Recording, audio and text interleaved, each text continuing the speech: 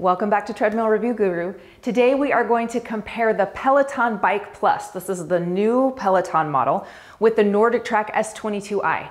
Both of these bikes have undergone some improvements since our last video, so I'm really excited to kind of jump in and take a look at some of the key features and upgrades on both machines.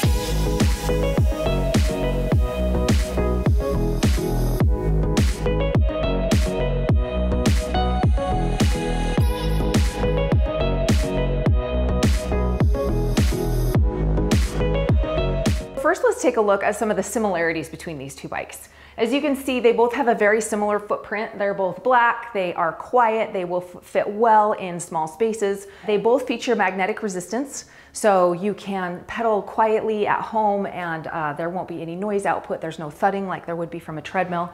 So these are really great for quiet at home use. They also both have a touchscreen, as you can see, and we'll dive into some of the upgrades on the touchscreens in a minute. The NordicTrack has a 22-inch touchscreen and the Peloton Bike Plus has a 24-inch touchscreen, so really pretty similar there. They both have 3 adjustment points, which basically means you can lift and lower the seat, shift the seat back and forward, and also raise and lower those handlebars. So that is the same on both bikes. They both have a very similar footprint.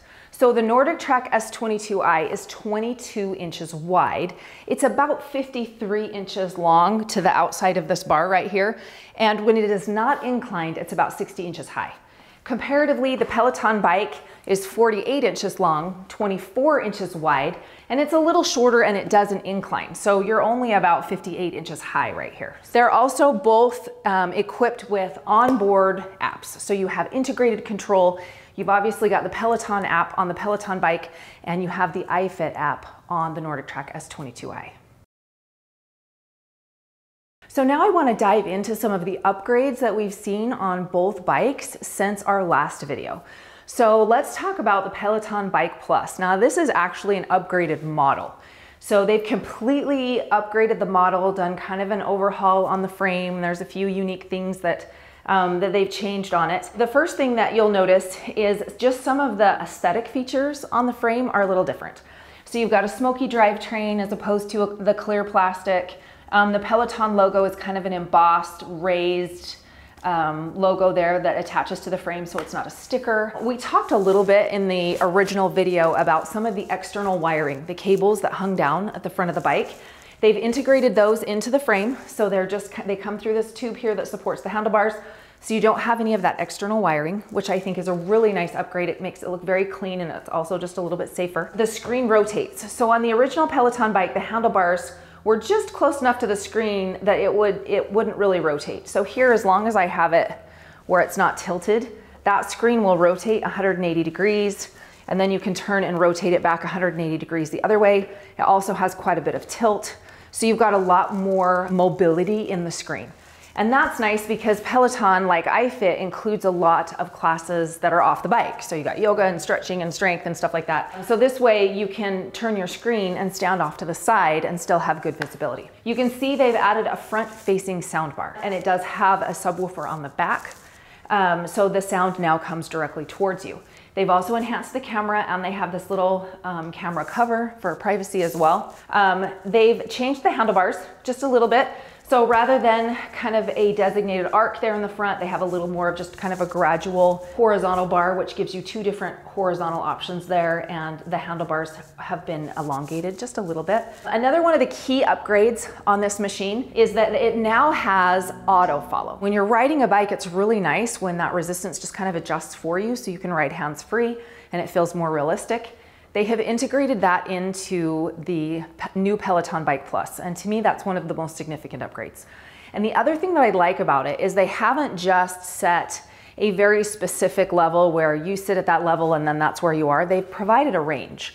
So the instructor will give you a range. Let's say you want to increase that resistance somewhere between 40 and 55. If I set it at the middle, like 48, then when the instructor either increases or decreases the range, I'm gonna stay in the middle. And that kind of gives you a little bit of play there. I really like that. So you're not stuck with just one preset resistance level. You have a little bit more of a range.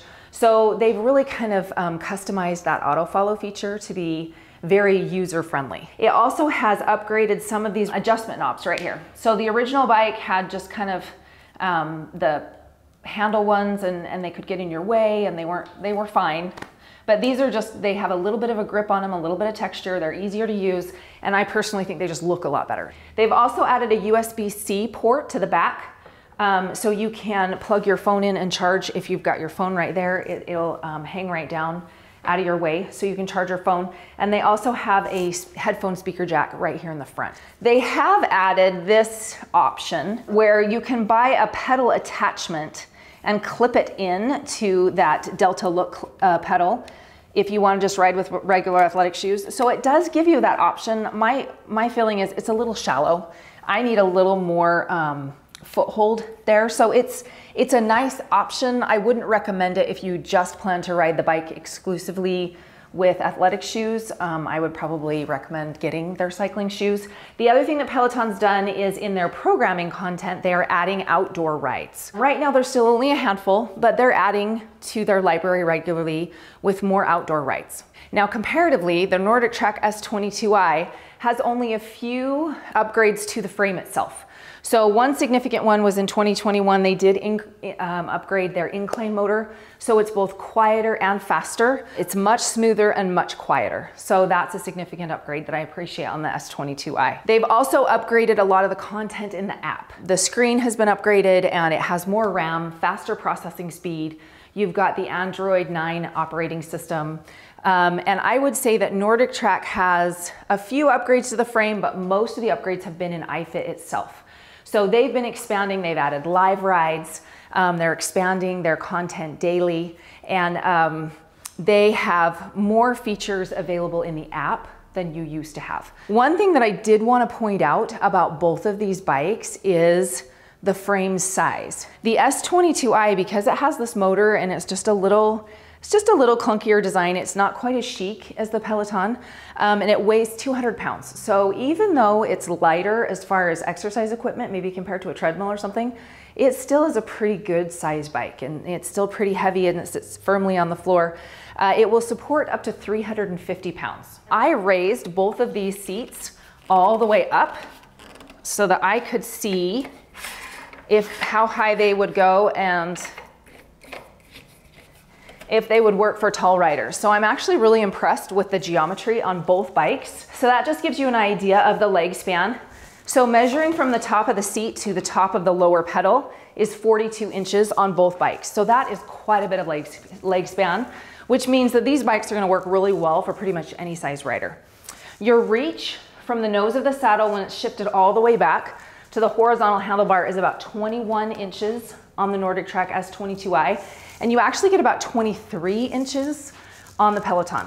So the Peloton has just a touch more range as far as on the handlebar reach. And you can lift those handlebars up just a little bit. That's more for rider comfort. So you can raise and lower the handlebars just a little bit on both bikes. So one thing I really like about the Peloton bike is the screen is very stable. So when I'm riding this bike, if you're up out of the saddle, you've got heavy resistance, let's say you're a larger user, the way that they have anchored the screen to the handlebars is very secure. And you can see the profile of that screen, it's very narrow and it doesn't really move. The S22i by comparison, if you can kind of see, that screen is just heavier and thicker. And it does have a little more screen wobble. But one thing I do like about the Peloton bike is it includes a fan. So, and that may be one reason why the screen is a little bigger, because you've got that fan down there at the bottom. And it is nice that it will blow directly on you when you're riding. So you get a fan on the S22i, no fan on the Peloton. And then as far as the warranty, NordicTrack covers the S22i with a 10-year warranty on the frame, whereas the Peloton covers the Peloton Bike Plus with a 5-year warranty on the frame. So we're gonna do a quick functionality section and just kind of compare the two bikes so you can see and hear how they look and sound as I ride them.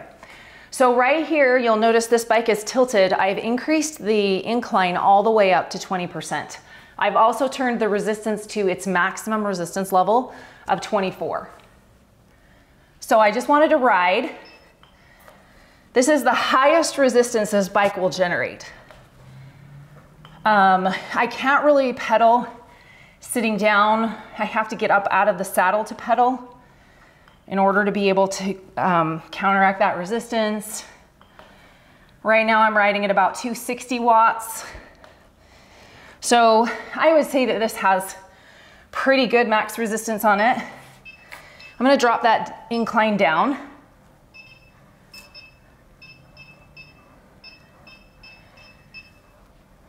So really, the buttons are louder than the motor. There we are back at that flat road. There's very little noise as I pedal, and this is still at the max resistance. So regardless of where I set that resistance, it doesn't make any more noise. So I'm gonna set it right here. Resistance 14, no incline. It's a relatively comfortable ride, pretty good geometry. You have resistance adjustments here on the right, incline and decline on the left. I can also stand up like I was before. And let me take that decline down all the way to the bottom. So that is a negative 10% decline. So now I'm kind of headed downhill. The resistance is lighter. And then of course, you have the brake to stop the pedal. All right, so on the Peloton bike, I'm set at about level 47. So like about halfway. Now this one does not incline or decline. So I'm just on a flat road and I'm gonna turn that resistance all the way up to level 100 and see what output I can generate. So I'm at about 270 watts right here. And that's just me. I can kind of ride seated at that max resistance, but it's a lot of work. So I would say both bikes provide enough resistance for different, for pretty much all riders. So hopefully that kind of gives you a quick overview of the functionality of each bike. You can see you've got a little more screen wobble on this one, especially as you stand up out of the saddle. That's something to be aware of. The Peloton is more stable, but it doesn't incline. So I was able to hit about 270 watts, just kind of playing around on it on both machines. However, I asked one of our really strong riders here, Pierce, who rides bikes professionally, to come test these out for me. He was able to generate about 1,000 watts of output on the NordicTrack S22i, and his top output on the Peloton bike was 704 watts. So, and he basically said either bike would be sufficiently challenging for him. So I really do think that pretty much any size rider and any skill level rider would be able to find sufficient resistance on both bikes. All right, so I just kind of wanted to give you a quick overview of each console. So right now we're looking at the NordicTrack S22i, and this is the app interface for iFit. And as you can see, they've got lots of different options. So you've got different challenges, Passport Challenge. Here's a series that takes you through Switzerland. You've got mountain bike rides, studio rides, beginner road rides, so lots of different options. And if I want to see all of them, I just click browse at the bottom and it's going to take me to the library. So you can see you've got rides that go through Iceland, different challenges that you can jump into. You can also choose different categories, less than 20 minutes, also location, short workouts. So you got lots of different options right here. This is an outdoor series in southern Utah. So right here you can see the overview of that. The videography really is impressive. The graphics are noticeably improved. It's shot right outdoors, and you'll be on the road for most of the ride, and then it'll give you a nice overview. Here I've turned on a studio ride, so you can see this is kind of the class format that they use for the studio. You've got live participants there and an instructor. Now, one thing you'll notice about these rides, it has good music, but the music is more of a background component. So it will tell me the song that's playing. So let's say I want to turn the trainer all the way down and the music all the way up and just listen with music. I have that option as well. So here you can see that Peloton is also working and expanding their content to include outdoor guided rides. Right now they only have 4. And so you don't have quite as many options as far as that goes. But you can see this screen is just really impressive. The graphics are very crisp. And it does kind of give you a nice little overview there at the beginning as far as where you're going to ride and where you're going to go. It also shows you your music, and you have your leaderboard here on the side. One thing I like about the Peloton interface is this metric display down here at the bottom. It's very easy to see, but it's kind of superimposed over the screen. So it doesn't block out portions of the screen. You can still kind of see. And you also have the option, once again, of adjusting. You can do more music, you can do more instructor. So you can hold that balance if you want to. So let's turn that on just so you can hear that sound bar. Take a nice big inhale through your nose. Big exhale through your mouth. Blow it all out. We're going to do that one more time. Big inhale through your nose. So that just kind of gives you an idea of the outdoor rides that they're kind of adding there. So this kind of gives you an idea of the interface that they use for the studio rides. They've actually kind of changed it a little bit now that they're not filming in front of a live audience due to COVID. It's very clean, and I find it easier to see. You've got your music here on the side. Once again, I can adjust the volume. More music, more instructor. I can turn it all the way down, and it will sync with Bluetooth headphones as well. Peloton has also incorporated closed captions there at the bottom, which I like as well. And you can see how that kind of metric display is very crisp and easy to see. So regardless of where I am, you've got nice display down here. Now right here, it shows you your range for cadence. So I'm going a little slow so that I can talk, but your range, you want to be somewhere between 70 and 90. Over here, I'll show you how the auto follow works. So you want a resistance between 20 and 31. I'm actually kind of high, so maybe I'll turn it down. And then I'm going to lock it. So now it's going to stay somewhere within that range. And if she increases her recommended resistance, you know, between 40 and 50, then it's going to end up 48 or somewhere, kind of. So it'll hold you roughly in that range, which is one thing I really, really like about the way that they've designed the interface to incorporate auto follow. We kind of wanted to highlight what each of these bikes excels at, because they both have unique features and they're going to appeal to different types of riders. So the NordicTrack S22i excels at outdoor rides. If you like to ride outdoors, the number of rides that they have, the quality of the videography, the locations that they go all over the world, you've got trail rides, road rides, gravel rides, they have stage rides. And I feel like that is kind of what this bike is designed for. The incline and decline feature, especially with the automated function, makes it so that you can ride and it really feels like you're going up and down on the hills. And with the new incline motor that's both quieter and faster, it's just a really cool feature. I also like the fact that you have your touch buttons right there on those handles. I think that they're easy to reach, and there's been a lot of improvements to the iFit content. So you've got a leaderboard, they have live rides, they've expanded their content as far as off the bike classes. So like Peloton, you can do stretching, yoga, strength classes, stuff like that. And then the NordicTrack is priced about $500 less. So it comes in right around $2,000, kind of depending, but that's a pretty good discount as far as the overall functionality that you're getting in the bike. Comparatively, the Peloton, I feel like this excels for those indoor studio rides. So I've taught indoor exercise classes, I've taught cycling classes for years.